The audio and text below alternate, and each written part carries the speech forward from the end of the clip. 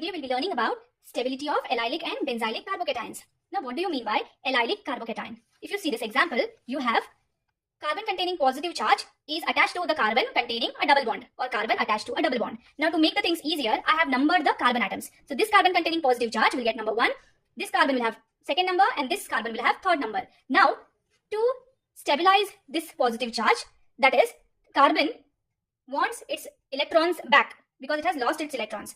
So it wants its electrons back and it wants to be stabilized. So therefore, the pair of electrons or the two electrons which are present between the carbon number 2 and carbon number 3 will be delocalized, or they will move from or between second and third carbon to the first and second carbon. So I'll get this resonance structure. So now if you see here, these two electrons will be shifted between the second and the first carbon. So I will get a double bond here.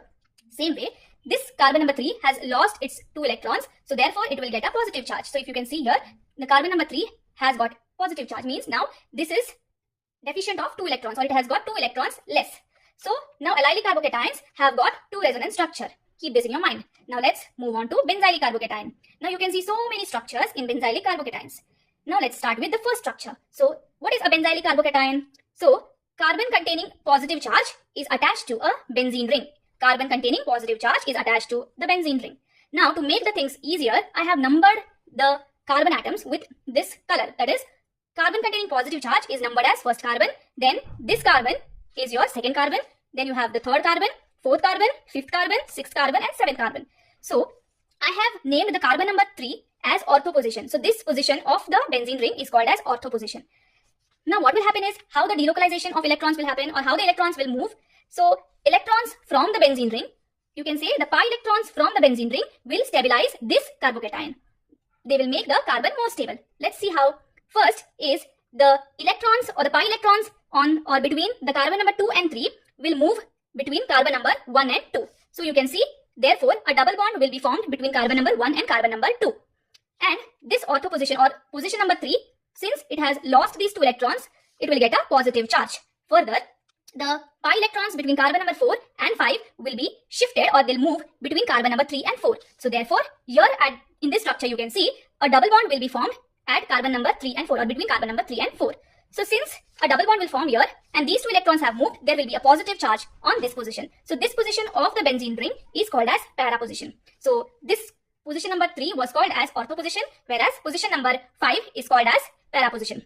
Now further what will happen? So this carbocation has to be stabilized. That's the reason the pi electrons between carbon number 6 and 7 will move between carbon number 5 and 6. So therefore, a double bond will be formed between carbon number 5 and 6, and you will get a positive charge on carbon number 7. So this carbon number 7, the position carbon number 7 is called as again ortho position. So it is called again ortho position. So in benzene ring, there are 2 ortho positions and 1 para position.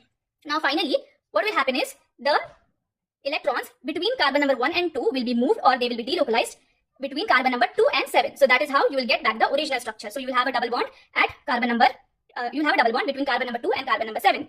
And finally, you will get a positive charge on the carbon number 1. So this structure and this structure are same.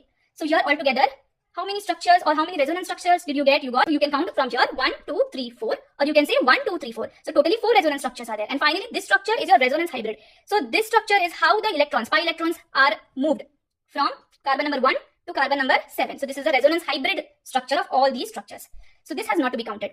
So since allylic carbocations have got 2 resonance structures, benzylic carbocations have got altogether 4 resonance structures.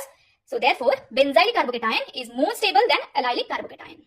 So this is what I wanted to explain to you. I hope this concept is clear. So I just wanted you to tell me, what about vinylic carbocation? So what do you mean by vinylic carbocation?